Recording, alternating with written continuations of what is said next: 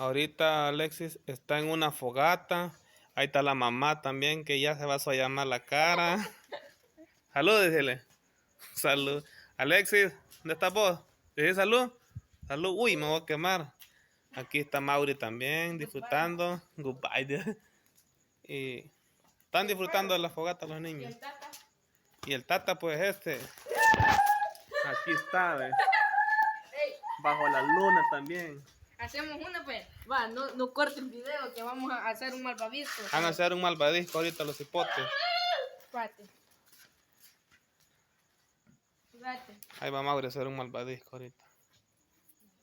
Ahí lo va a hacer, ve, está, ve. Hipote. Ay, se me quemó. Va, se quemó. Mire, ve. Va. ¿Y vos, Alexis? ¿Va a cocinar uno? Va, se te quemó también. Bueno, hasta aquí vamos a dejar el video.